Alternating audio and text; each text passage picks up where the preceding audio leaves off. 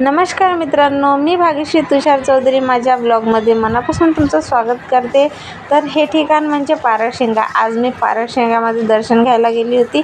ते ठिकाण आमच्या अनुसया माऊलीचे आहे, सती अनुसया माता। इथे नवरात्रामध्ये सुद्धा गर्दी असते आणि हा तर फक्त वटसावित्रीचा दिवस होता, तिथे वटवृक्षसुद्धा आहे आणि आज पौर्णिमासुद्धा होती, म्हणून खूप जास्त गर्दी होती। मंदिराच्या आवारात सुद्धा गर्दी होती आणि मंदिराच्या आत गेल्यानंतर सुद्धा जास्त गर्दी होती आणि अगदी मातेजवळ खूप जास्त गर्दी असल्या कारणाने तिथचे पुजारी सुद्धा जास्त वेळ थांबू देत नव्हते, म्हणून आम्ही पटकन समोर निघालो।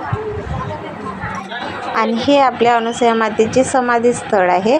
त्यानंतर मंदिराच्या अवतीभोवती खूप छान झाडे लावलेली गरमावट वाटत होती, पण सावली असल्या कारणाने तितकं फार काही वाटत नव्हतं।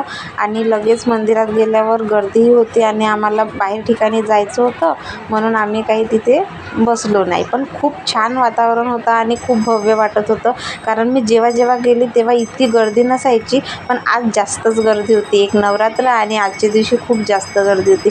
तर असे हे आमच्या अनुसया मातेचे ठिकाण आहे, तुम्ही बघू शकता आणि दर्शनही करू शकता। अनुसया मातेवर खूप आरत्याही प्रचलित आहे आणि त्यांची खूप पुस्तकेही तिथे प्रकाशित झालेली आहेत। तसेच बाहेर निघाल्यावर हे पूर्ण गार्डन तिथे तयार केलेलं आहे आणि खूप छान वाटतं त्या गार्डनमध्ये। त्याचे काही चार्जेस वगैरे बसत नाही। तिथची स्पेशालिटी म्हणजे कच्चा चिवडा। कोणीही तिथे गेलं तर सर्वात जास्त कच्चा चिवडा मागवतात, घरी करतो, पण तिथल्या कच्चा चिवड्यामध्ये मजाच काही आणखी असते। आणि ही बघू शकता तुम्ही, फक्त महिला मंडळांची गर्दी होती, कारण वटपौर्णिमा होती। मी ज्या ठिकाणी उभी आहे ते अगदी मध्य ठिकाण आहे, म्हणजे इकडला जो मार्ग आहे तो मंदिराकडे आतमध्ये जाण्याचा मार्ग आहे आणि त्याच्या अगदी समोर मंदिराच्या बाहेर जाण्याचा मार्ग आहे। पण आम्ही एकदम शॉर्टकट मार्गाने आलो, त्या कारणाने मी तो रस्ता दाखवू शकले नाही। आणि इकडे प्रसादालय होते, पण सध्या ते बंद होते। त्यानंतर आम्ही आतमध्ये शिरल्यानंतर एक ठिकाण दाखवते तुम्हाला, ते खूप महत्त्वाचं ठिकाण आहे। तसं तर हे पूर्ण ठिकाण अनुसया मातेच्या चरणानेच स्पर्शानेच पूर्ण पवित्र झालेलं आहे, पण हे ठिकाण म्हणजे त्यांच्या अंघोळीचे ठिकाण असं म्हटले जाते की इथे अनुसया माता अंघोळ करत होत्या म्हणून।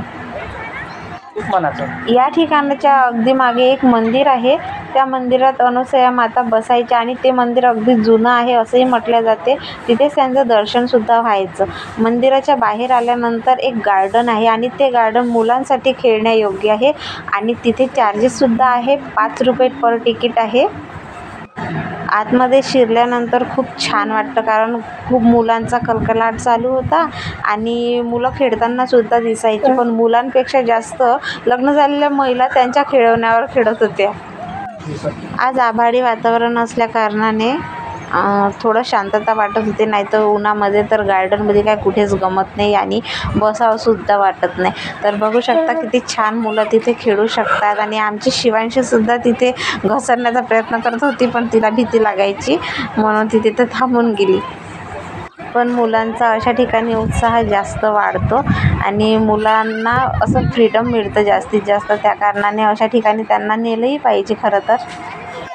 अनुसया मातेचे पवित्र ठिकाण हे वरुडवरून 35 किलोमीटर अंतरावर, तर नागपूरवरून यायचे असल्यास 65 किलोमीटर अंतरावर पडते।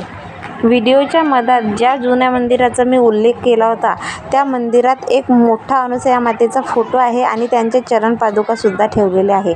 त्याच मंदिरात अवतीभोवती त्यांचे खूप फोटोसुद्धा लावलेले आहे आणि त्यावर त्यांच्या पूर्ण सत्य घटना लिहिलेल्या आहे। वटसावित्रीचा उपवास असल्या कारणाने घरी मी फराळाचं केलं नव्हतं आणि ते डबा घेतला आणि डबा घेऊन मग इकडे चाललो सरळ। आणि मी बसली अशा ठिकाणी होती, अगदी जांभुळाच्या झाडाखाली, मस्त माझ्या अवतीभोवती जांभूळसुद्धा पडलेली होती।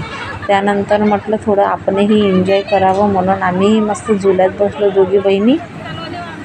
आमच्या तिघी बहिणीच्या लहानपणीच्या आठवणी ताज्या झाल्या। थोडा वेळ फिरली आणि एकदम चक्कर यायला लागले आणि तिथूनही खाली उतरून गेली, पण मज्जा आली। आम्ही एन्जॉय खूप जास्त केला आहे।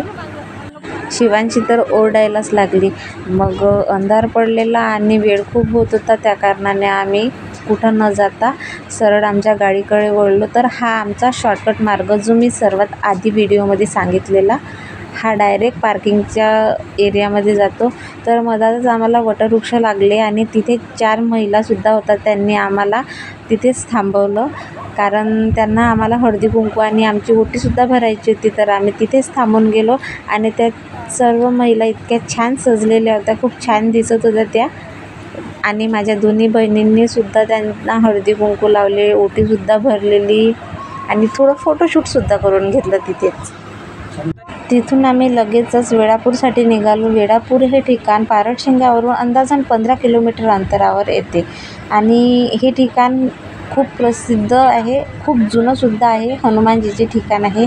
जाता जाता बोर नको व्हायला म्हणून माझ्या दादाने कॉमेडी एक्सप्रेस सुरू केली. तर कॉमेडी करता करता अगदी आम्ही मंदिरात पोहोचून गेलो. पण मी मंदिराच्या अंदर काही शूट केलं नाही.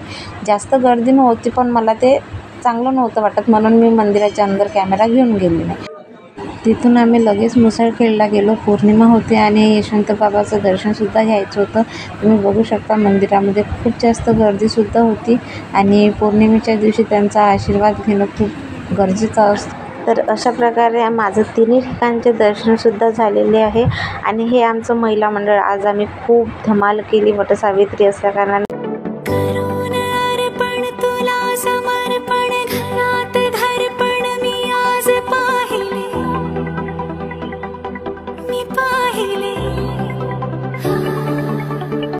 तर अशा प्रकारे माझ्या वटसावित्रीचा दिवस खूप छान प्रकारे पार पडलेला आहे.